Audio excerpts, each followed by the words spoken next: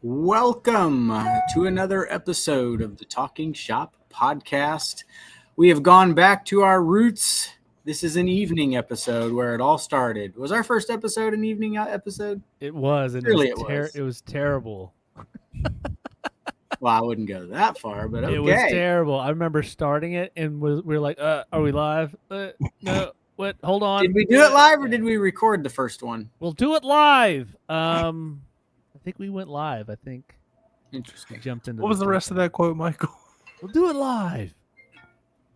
But anyway, yes, we're here to talk some shop on our Tuesday evening. I am Josh from Grand Slam. We got Jacob and Michael joining us, and so light hobby news this week, but we're going to chat some shop talk with you. Jacob, you have a rundown of this episode? I do. This week, the shop slows down a little bit. We open on a somber note reflecting on the passing of Charlie Kirk, a moment that for many of us will live in memory as a where were you when point in time. The guys will share how it hit them, what it means in the bigger picture, and why some moments carved themselves into history. From there, we're going to lighten things up, riffing late night style as the crew records after dark, so you don't know what we're going to say probably. Back to the vibes of those early Talking Shop sessions. In the hobby news, 4 stories stand tall. A high-end display piece drops as SlabHaus opens Luxe Max pre-orders. Topps reveals the first ever Dune Chrome movie cards, which Josh is probably going to be getting now. Leaf patches. Probably, we are. Real game used into cardboard for the first time, and one of the world's greatest Star Wars collections hits the auction block with millions in play. As always, we'll hit what's new in the shop, and Josh will close it out with a crazy stat of the week. Or 2. Oh, okay. All righty. That's how I do it. Well, guys, it's good seeing you guys. It's been a crazy week. Last week, news of Charlie Kirk getting assassinated has just shocked the country. I remember sharing that with you guys.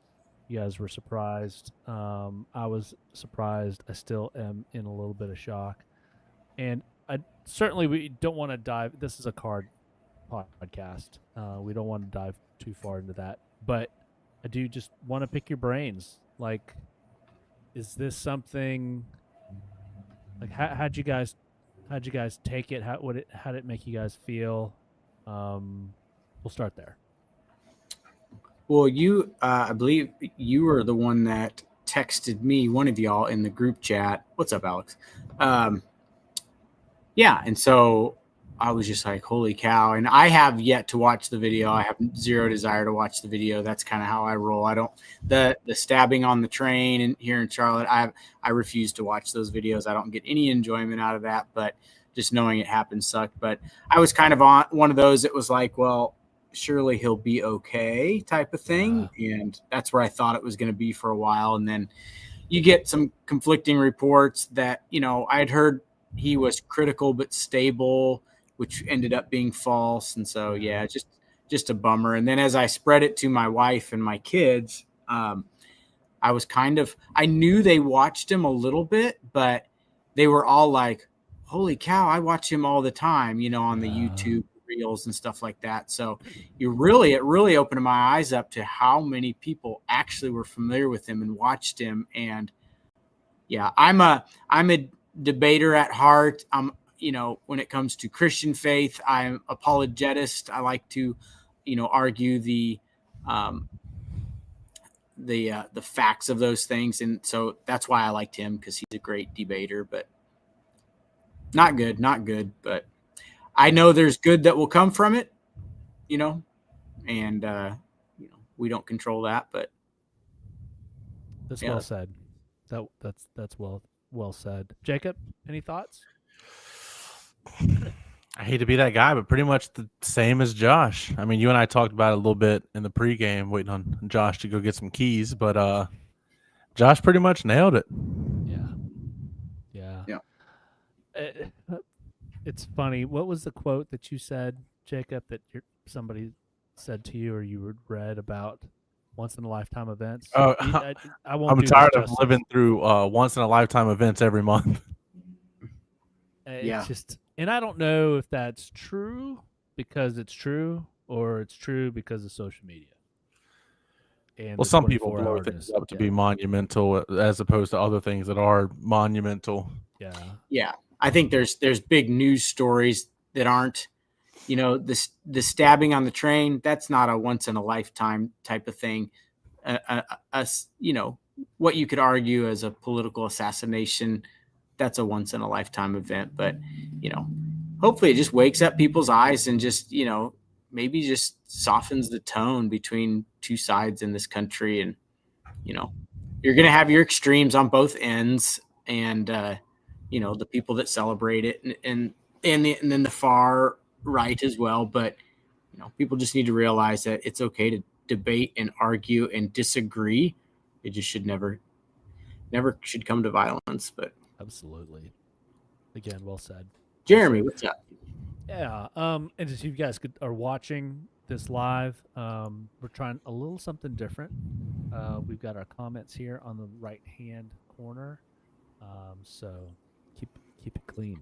Keep it clean, guys. Yeah, I just noticed that. We're not. We're after dark. We're after dark now. We're That's right. fancy. We are fancy. We are fancy. Well, I don't want to belabor the point. I just wanted to bring it up.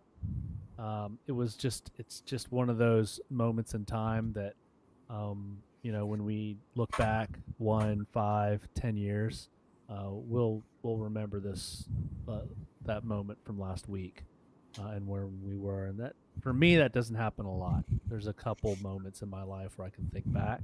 Yeah. It's just the way it was presented and how it happened, and then just the aftermath. It's just, and it may sound like I'm making excuses, but it's a light news week in the hobby, and it's just because of the vacuum that the story left behind. So, kind of like the Late Show. Jeremy says he can actually watch us tonight. Yes, yes. We are entertaining. Hopefully, we can keep it rolling in the evening. I think it's much more relaxed. Josh isn't having to field questions from the shop floor. Certainly, Jacob and I. I get to go to bed right after this, so I'm looking forward to it. Absolutely. Well, You Josh, two are early birds. yeah, I'll be up till midnight.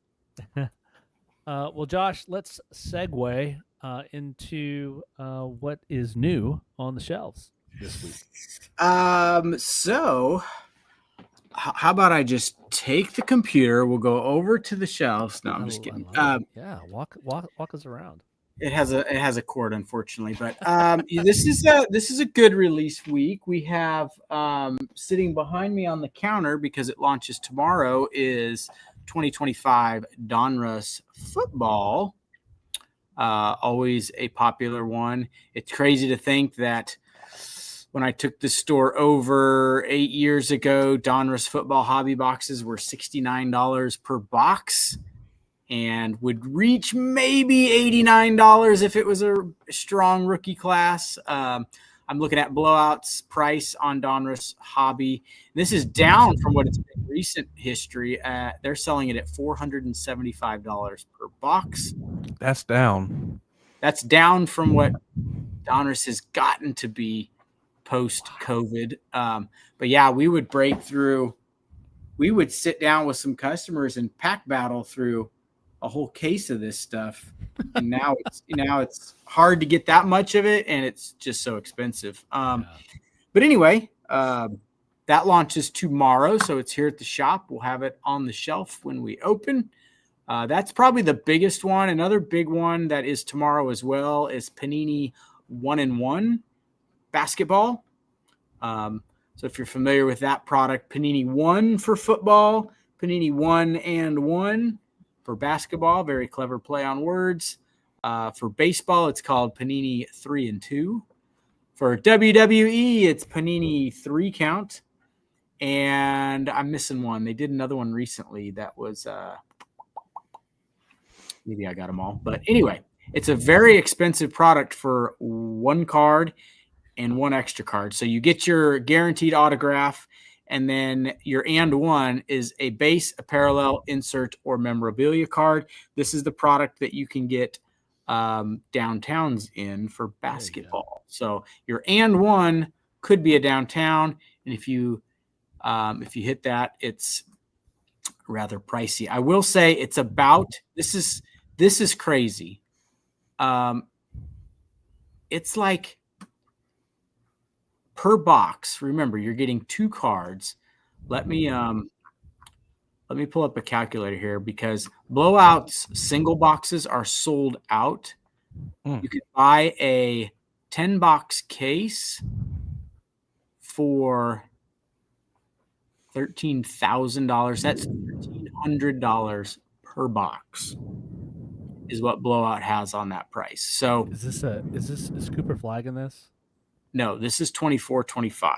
Oh my god. Is Gandhi in this? Like, that price is wild. So yeah, what drives the price of this up is your and one card could be a Color Blast, a downtown, and I'll tell you, like, let's see, what are some of the other? There's downtown All Stars, which are brand new. You're chasing it for the big veterans. The and one could also be the memorabilia card, and they're bragging that they have Logo Man cards in this product as well. So it's pretty loaded then. Yeah, Panini's going all out on their basketball product because the clock is ticking. Yeah, last gasp for Panini in basketball. So yeah, that's another one that is tomorrow.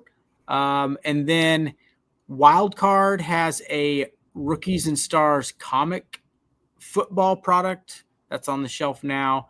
And then next week's an even bigger one with Bowman Chrome. So those are the big ones for this week. And I think since we podcasted last, there's probably been a couple new products, but Prism Baseball came out. Panini One Football came out. Obsidian Basketball. Oh, Obsidian Basketball. Yes, I see that on the shelf as well. So those are the ones that came out since the last podcast. Anybody pull a Goodfellas or a Back to the Future auto? No, that product is still on the shelf. That one hasn't been super hot. Again, it kind of gets lost on the shelf of all the other products, and they don't do a good job of labeling the box. It's just a red box with the words on it. There's no pictures or anything. So it's our job as salespeople to tell people what you could possibly get. But Leaf Trinity Baseball is also this Friday. And that's always a good Leaf, really good Leaf product for baseball. You get a nice, gorgeous patch card usually in each box. But Jeremy's asking about Bowman Chrome Baseball next week. Next Wednesday is the day. We will have it at a very good price, and we will have lots of it. So awesome. We'll talk more about that on the next podcast. Our next podcast will probably deep dive into that product, don't you think? Yes. I'll do some research, get you guys some talking points, and whatever the price is, it got to be better than $1,300. So it is. Jeremy's asking, how much will Bowman be? Well, there's mega boxes from my little bit of research that look like they're about $59.99. I think hobbies are going to be, you're seeing them online for like $350.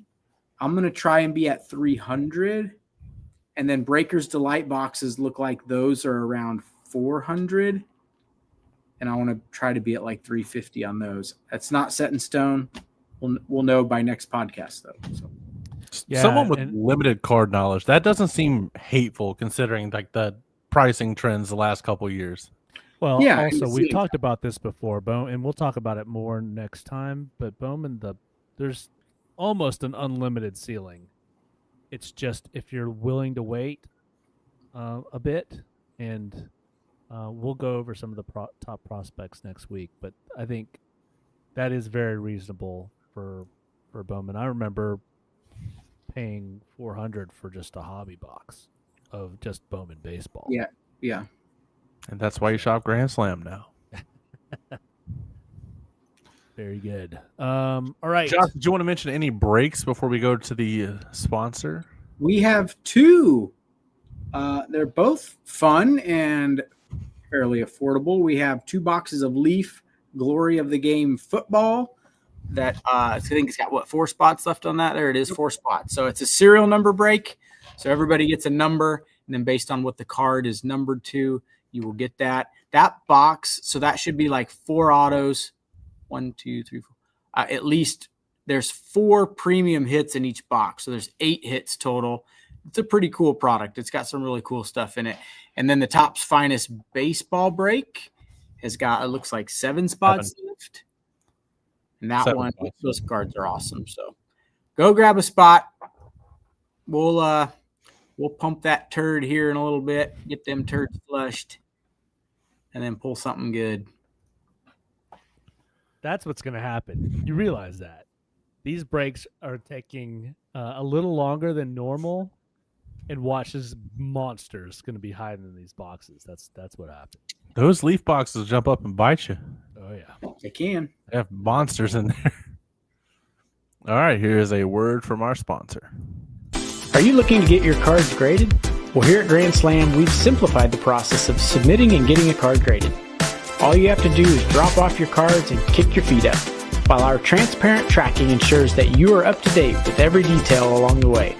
When you log into our website, you'll immediately be greeted with each card in the grading process, along with where it's at in the process and its final grade. And with over 1,000 submissions and some of the top cards across the country being submitted through us, we have become a well-trusted source to handle and submit your cards. So you can do more collecting and leave the chore of grading to us. So don't sit on grading your cards. Get them submitted today at Grand Slam, where grading's made easy.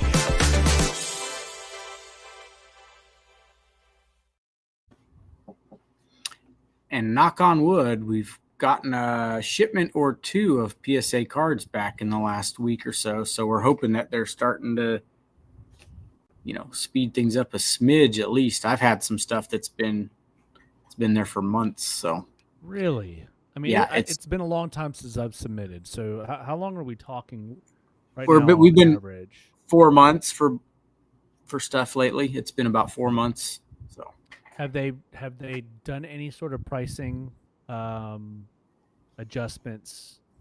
Have you had to adjust your prices at all based on their pricing at all? So they've kept it the same, and that lead time just keeps stretching and stretching. yeah, it feels like it got noticeably longer when Pokemon exploded here in the last 9 months.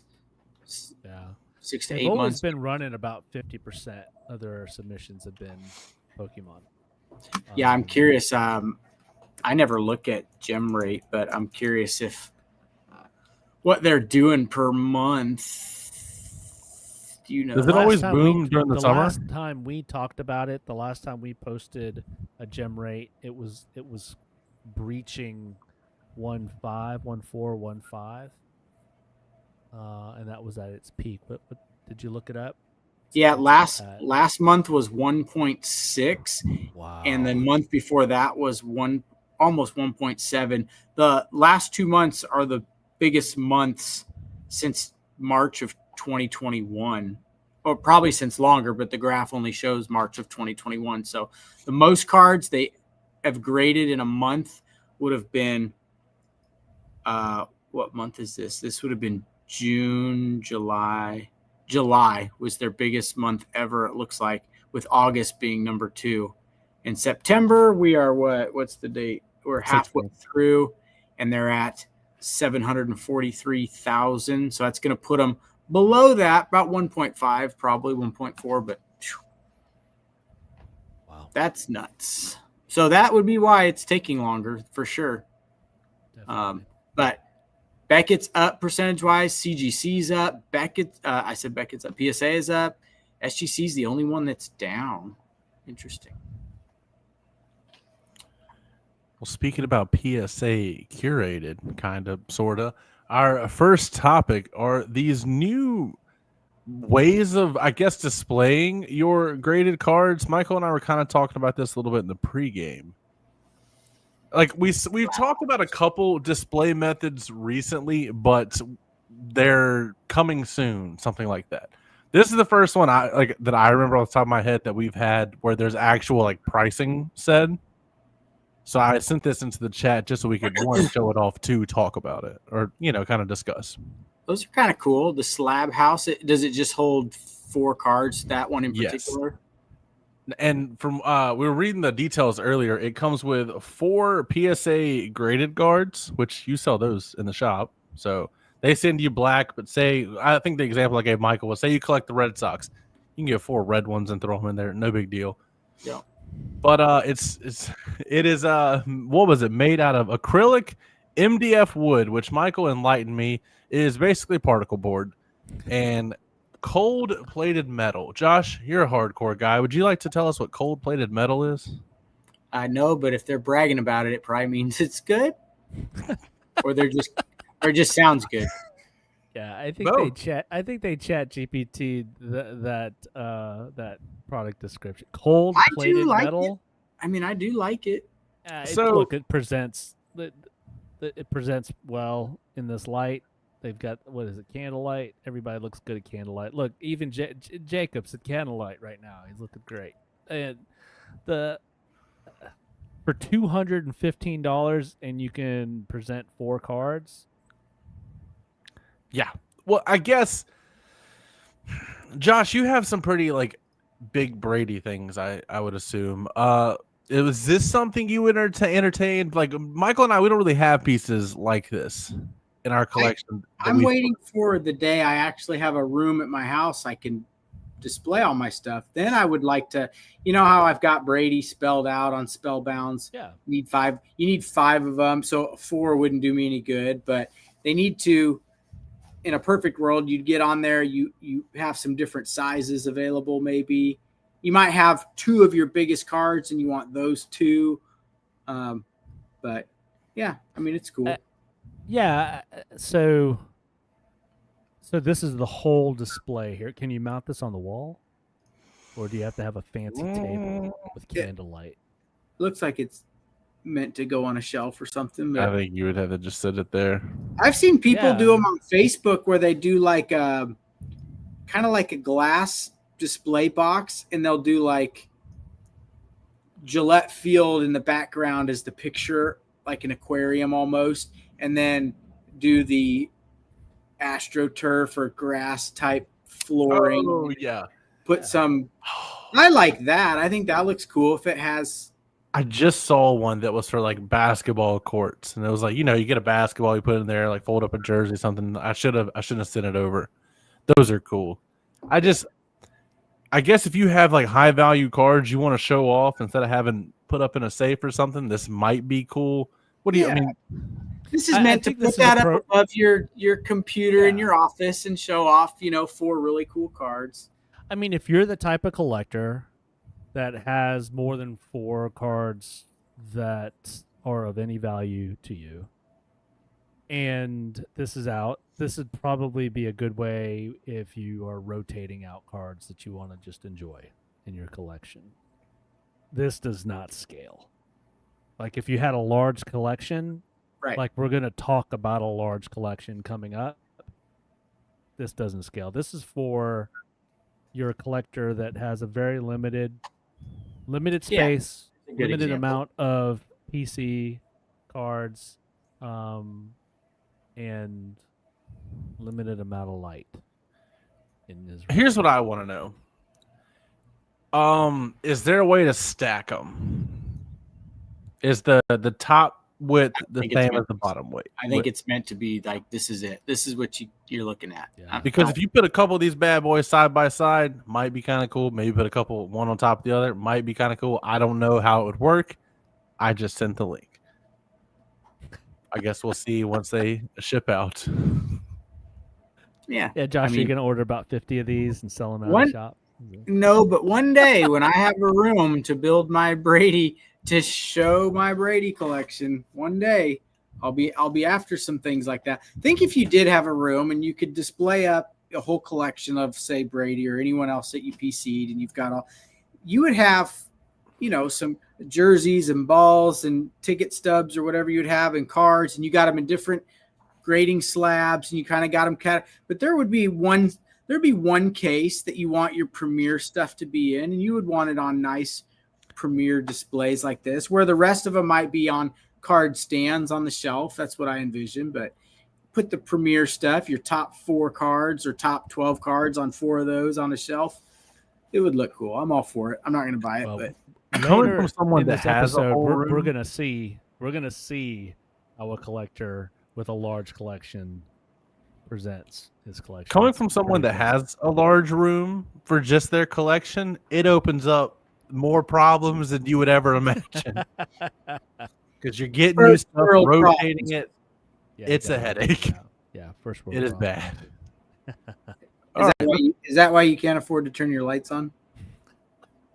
It's called mood lighting. Mood lighting. Is Never that, know why who's Michael, watching. is that why Michael can't afford more than 240p resolution? That's not Maybe nice. we need to get in the card shop business.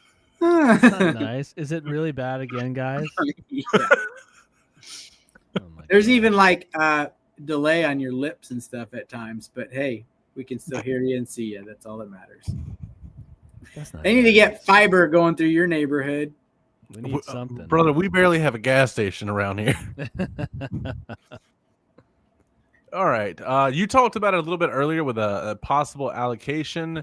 We have the Dune trading cards coming from Topps. What was that? Topps Chrome you were talking about? If you're a fan of Dune and you're local to Grand Slam, pay attention to this next segment because we will have this product when it launches. If you're a fan of Dune, I've seen the Dune movies. Not a big fan, but I'm not against them. I just thought they were long and a little bit boring. But I understand why there's a following. It's cool. The way the Nerdist kind of position these are kind of hard to see, but there's Timothée Chalamet's character. Then you have Zendaya. Let's get on down to some autographs. That's what we really want to see. I can tell you, like the sell sheet from Topps, what they'll tell us as they kind of sell this product to us. Let's see if I can pull up better pictures of this. I told Michael, I don't know if Dune is really the property I'm chasing, but I do like a lot of the actors and actresses in this. Here we go. So it might be a more affordable way than like a big, like I don't want to say big picture because Dune was pretty big. You know what I mean? Yeah. Like it might be easier to get a Dune Zendaya auto than a Spider-Man Zendaya auto. Yeah, you're probably right there. I can give you the breakdown is there's 12 boxes in a case. There's 10 packs per box with 5 cards per pack. It will hit shelves October 10th. So we're a little under a month away. There's a 90 card base set featuring 35 subjects from the Dune Part 1 and Part 2 cast and 65 scenes from the Dune movie. But printing plates, superfractors that are one of ones, Spice Orange speckle refractor. That plays along with the movie, right? The Spice Orange, the red, let's see, the Kaladin blue refractor. There's the Atreides green prism, Eye of Ibad blue wave. So clever. Let's see what the chase cards besides autographs are. The chase card appears to be something called a Spice card. Michael, what is Spice from the movie? One of the Spice Girls. It says Spice is the rarest commodity in the Duneverse. That's After all. what they're harvesting throughout the whole movie. That's like why they have the their oxygen goal. going to their nose. Yeah. So There's this says there are the Spice relic card is these are 10 different characters. This is Spice that was used in the actual film. This will be numbered to 1 for each subject. So Wow. 10 one of ones with actual kinda Spice. cool. Is it Spice from that planet or just from the movie props? I think it said from the actual movie, so I would assume that would be considered a movie. That was a joke. It's from the actual planet. Oh, it's late. There's quad book autographs, dual autos. I think I read that it said there's an autograph for every 3 boxes. So at least they tell you that ahead of time. Some people So there's one Sandworm Ray Wave value box exclusive. So they are doing blasters of this product as well. I'm getting a case of it. I put in for more. We'll see if Topps honors me with some more of it. I think this is going to do well. Not because the franchise is obviously the franchise has done well, but I think this product's going to do well just because the franchise did a great job, and it looks like Topps did a great job at getting autos of stars that have a following from other intellectual property. I mean, Jason Momoa, people are gonna they're gonna want his auto that watched Game of Thrones and Aquaman. Rebecca Ferguson, this is her first card. She's been all over the place, and the fact that she's debuting an auto here. So this is her first auto or first card or both. Because it will even include the first ever trading card for Rebecca Ferguson. So somehow she didn't get swept up in Leaf Pop Century at some point, and this is her first card. And she's a huge actress. She was in all the last few of the character got killed, but she was in the Mission Impossible movies. Michael, that was like 2 years ago, 3 years ago. It's not a spoiler anymore. Going back to what you said about the autos, though, Josh Brolin is going to have an auto in here for if you're a fan of Thanos or maybe Cable. Yeah. I think this product's going to do really well. And here we go. They don't, and it doesn't look like they're printing a whole bunch of it. That's cool. Yeah, that's what I was looking at. So those are the ones. Those are the ones where they make 10 of them. They're all one of ones. It's 10 different characters. No, this is the costume relic. It doesn't even show the Spice one yet. Oh, they didn't show that. Okay, that description was next to that card and on my sale sheet. Yeah, it's right down here. Is that Game Worn? Yep, Game Worn from that planet. Planet Worn. Battle Worn. Off world. It's off world. I don't want to talk about it. I like it, guys. We've been seeing all the stuff we've talked about SpongeBob, we've talked about Disney, we've talked about other IP where the autos can get a little hokey because they're really not autos. I think this is a win. I think this is... That's where I thought it was a cool pivot from the Topps Chrome SpongeBob, them getting the voice actors to sign as their name rather than a SpongeBob auto. Yep. I thought let's answer Pro Touch Sports Cards. Any idea when Topps is going to release their first basketball licensed product? So the license is theirs October 1st. So we're less than a month away. I don't know what the first product will be. If you had a gun to my head, I would assume at some point they're going to do Topps Chrome would be, but yeah, I don't know. I've product. They've already had Topps Chrome for that product. Is there something funny about my answer here? See, that's karma. I can't tell for making. Michael's this is what you get for making fun of my pixelation. You leave my pixelation alone because now you're frozen. You see this, folks? This is why you don't bully people. After dark. Back to you. Believe it or not, we're having a lot more fun. I don't know if that's coming through in the recording or not, but we're laid Josh back. Looks we're like having he's having a great time. He's miserable. Frozen. Look, he looks angry. Frozen in time. Han Solo has arrived. We were all so as Josh. There he is. There he is. Y'all were gone on my end. It was all black on my end. I just thought Jacob turned your lights off too. So you were saying, Josh, you said gun to your head, and then you froze, and we're like, oh, there was Oh, truly a gun to his head. They got him. I don't think there's I don't think we know that answer yet, Pro Touch, but they get the license October 1st, so we'll see. How fast did they put out WWE Chrome? Because the rights switched to it like January. I think they had a product out in February.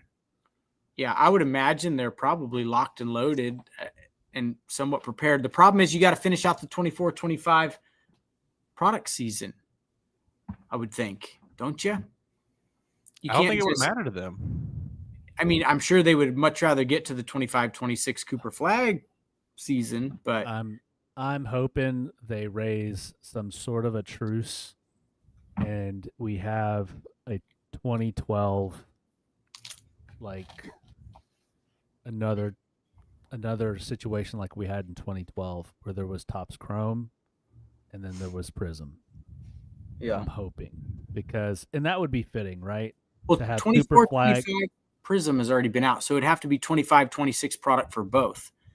But Panini still has a lot of 24-25 product yet to come that they got to get out there. Now, if Topps has the license, they don't want to. I mean, it's not important to them to launch because they've not had any products. So it is a very interesting. Do they jump straight to 25-26 or do they? I think they come up with 24-25 Topps product that's licensed because you probably have autographs of those rookie players and while they're not as good as the next class, you still want to put them in because you have them and they're rookies and they may end up being good. You don't want to just assume that they're not going to stay not good. So yeah, super interesting. We know the football thing is a big mess. Basketball thing seems to be a little less of a mess, but yeah. Well, whatever Topps does, hopefully they have a better cadence with when they release their basketball product. They've not done well with WWE so far this year, it seems like. As far as the cadence of releasing it, I'm talking like Topps baseball releases like follow the season. And I'm hoping Topps basketball does the same thing. I mean, that needs to be a part of the hobby. It really does. You need to have your MLB All-Star product coming out around the All-Star game weekend. Yes. It's just stuff like that. You have to. Yeah. And I think Topps Fanatics will easy for us to say. That's a non-negotiable. Yeah. All right. Well, keep it rolling, our next story is that collection that Michael was talking about, the Star Wars collection. Of course, Michael's got to bring up Star Wars wherever he can. This collection is insane. I'm assuming all of these are graded pieces. They don't look graded. They look just boxed. I mean, in the nice. No, those are in acrylic cases, but I don't know if those are just cases or if they're like graded cases. And if he's this particular, they're probably graded, which is about $100 up per figure. I can look at the pictures, Jacob. They're not graded. They're just in acrylic cases. I know, but the graded label is like on the bottom of the case. It's not like the sports cards. But you can see the bottom of the case in the picture. No. I'm talking about like I don't have a figure box here. I would show you. Fire him.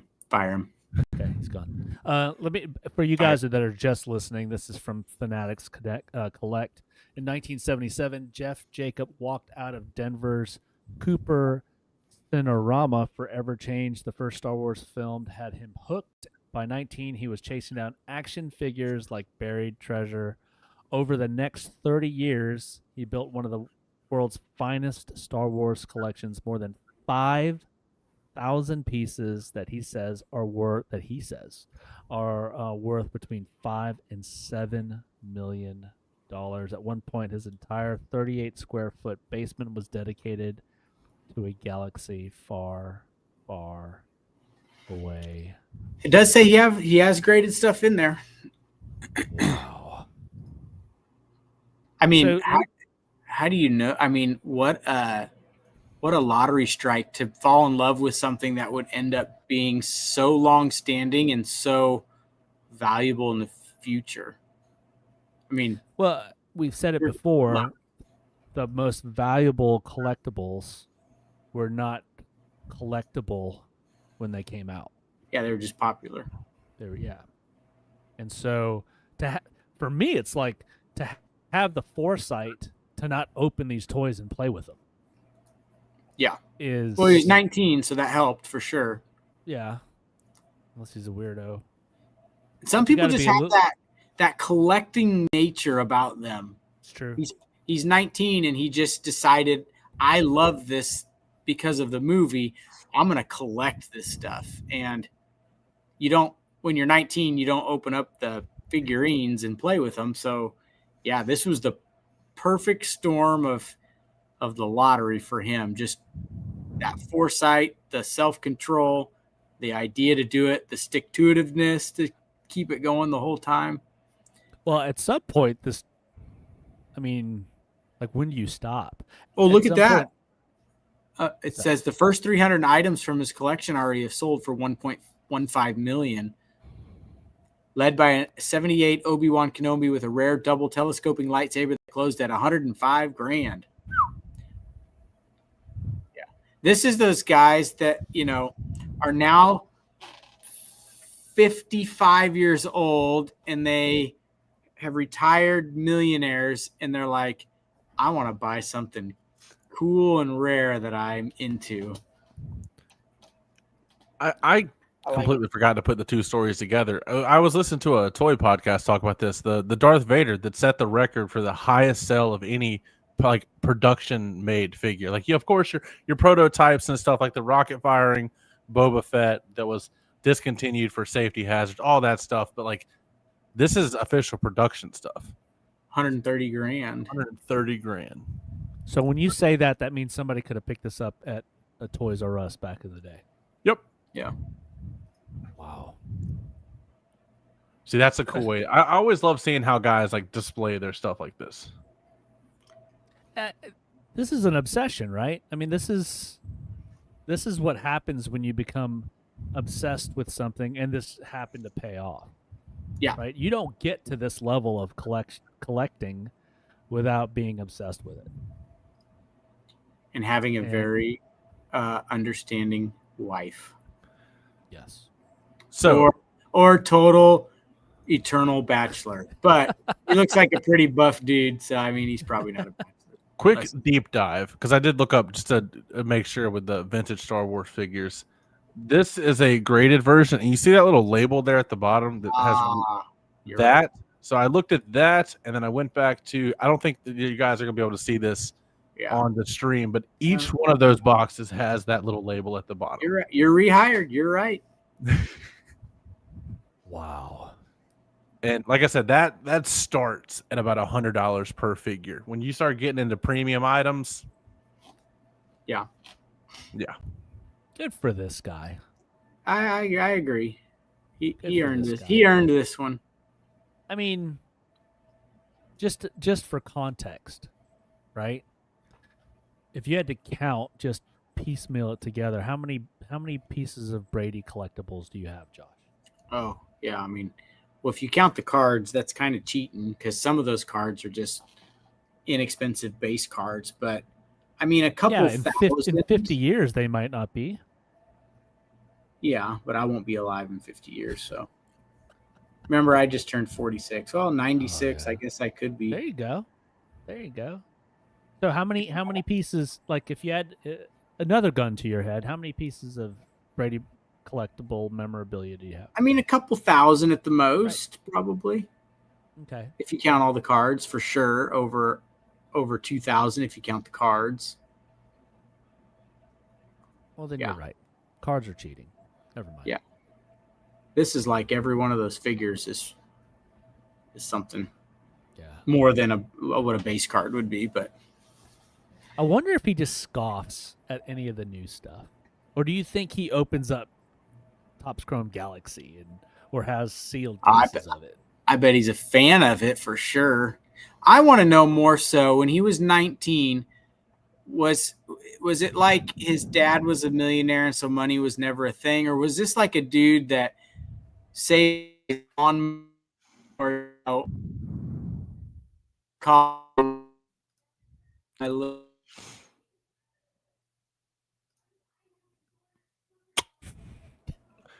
Video went out, but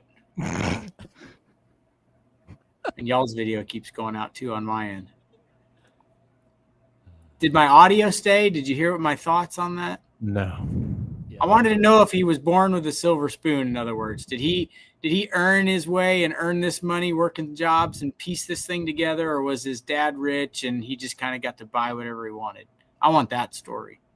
Yeah, I mean, in my head, I'm imagining some kid that hadn't found the weight room yet, and there were other kids that collected like baseball cards that were like jocks, and that he was sort of on the outside looking in. He's like, "Fine, I'm gonna go collect my own thing," and found and now look at him. That's the story that I'm telling in my head. But I want to know: did he work hard to buy these little by little? You hear I saved up, and every week I'd spend my allowance. I'd get one figure, and then I'd save up for the next one. Or was it kind of like trust fund kid that could go just buy them whenever he found them type of thing? It means more when it's the first one. All right. Absolutely. I've been doing research the whole time you guys have been talking. I just wanted to see what the grades were on these because this is 50-year-old figures pretty much. So the Darth Vader is an 80, believe it or not. This is the one from the auction site here. A near mint 80. So the people that laugh at a PSA 8 ain't too bad in the grand scheme of things. But anyway, that's a whole different discussion. But that is it in package there. And then I was looking at the Obi-Wan that it mentions. It had an 85 near mint plus, and then on the same website, because this stuff interests me more than it would you guys. The top Star Wars figure sale of all time is the rocket firing Boba Fett for 1.3 mil. You're right. So why don't you do that research on your own time? Got him. Andrew says, why don't we get an invite to the podcast and ask him? We'll reach out. What's his name? That would be interesting. And I'm going to say, are you a trust fund kid that only got to buy Star Wars stuff and work out in the weight room? What a life. Would love it. Yep.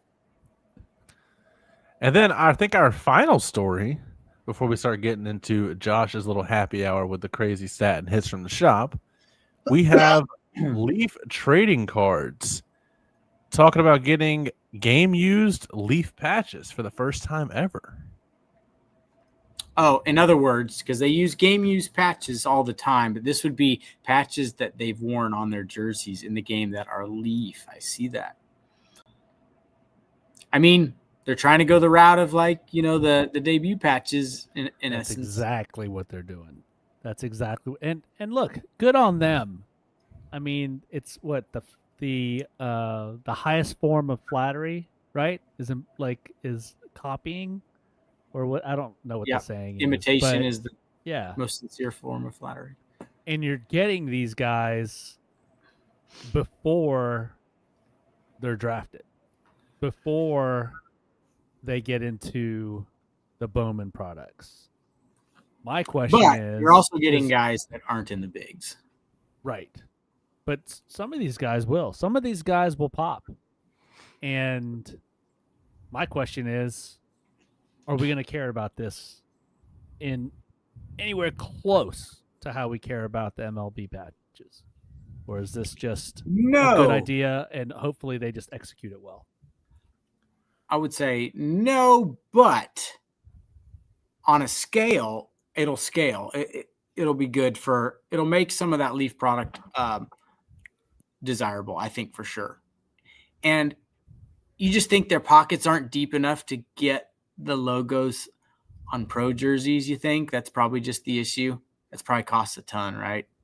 Because if you could get Leaf patches, you don't have to have, like, for instance, the debut patches are on their debut jersey. You don't need that. You just need a Leaf patch on a big leaguer in a game that's cut off and put in a card. That would go a long ways for Leaf. It doesn't have to be anything their first this or first that. Just needs to be the Leaf logo where you know that they played in a game with that. Well, for me, this is the light side, the nice side, and the dark side of this whole NIL thing. Because clearly some of these kids I mean, some of these kids won't even be old enough to drive that are in these games. Yeah. And so they're making a little bit of money. And I think the last time I ever looked at this, and this was years ago, it's like literally 1 out of 1 million kids that plays baseball makes it to the major league level. And so the chances of these kids ever having a leaf patch auto from this product and then down the road having an MLB patch auto, which that'd be kind of cool, is really, really slim. But yeah, I would say out of the 1 in a million that play baseball, odds probably get a lot better if they've made it to this level. That's a great point.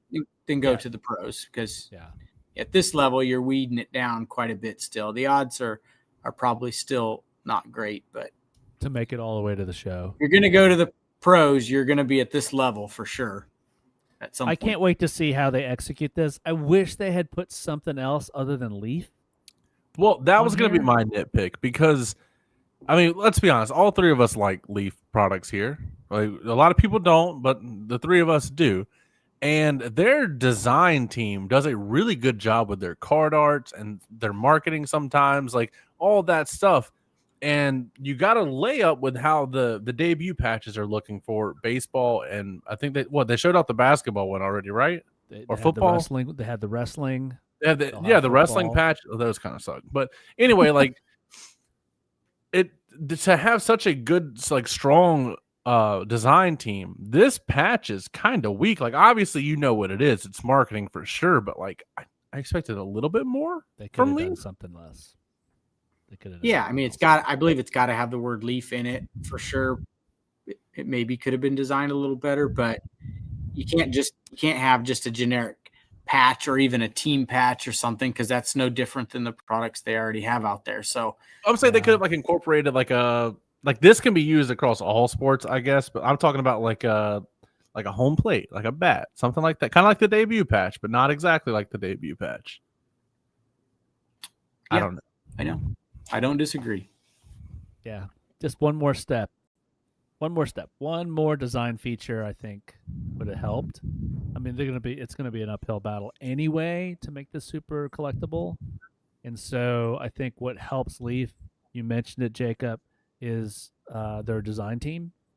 And I think they just needed to do a little bit better here. But it'll be interesting to see how that does. But good idea. Hopefully they execute it well. Guys, before Josh gets to Crazy Stat of the Week, please like, subscribe, comment, leave a review. Hopefully we'll continue these evening episodes. We can go a little bit longer, not feel as rushed. Start a little bit sooner next time. Yep. Keep those keys on you, buddy. Keep those keys on you. All right, Josh, hit us with Crazy Stat of the Week. Yes, I have a couple. I didn't snag so to piggyback off last week's, remember the Colts? I think they scored on every offensive drive. Yeah, Daniel Jones and the Colts last week scored on, I think it was all seven of their drives. I think the only team to ever do that. They continued that streak into this week, and it got it up to 10, and they're the only team in history to have 10 straight scoring drives, I think. So all I have is this, where it says 10. I thought I clipped the words that went with it, but that was the stat. They continued that trend. So I just wanted to piggyback off that one from last week. And then I have trivia / stat for you guys, mainly for Michael. But who has the most passing touchdowns since 2023? So last few seasons combined, who has the most? Get your fingers off your keyboards. Who has the most passing? He is second. Russell Wilson. No, never mind. He had 450 this past Sunday. So that's yards. We need touchdowns. Passing touchdowns. Russell Wilson. Now give me a legit guess. Since 2023, Aaron, no. It's going to be some quarterbacks that have had some success. You're talking about like a veteran or like a kind of first, second year rookie? Gotta be a vet. That's the question. Jalen Hurts? That's a good guess, but no. So number 3 was Lamar Jackson with 71. Number 2 is Jared Goff, which makes sense. The Lions have been flying high for a couple seasons here. Number 1 is the replacement for Tom Brady in Tampa Bay.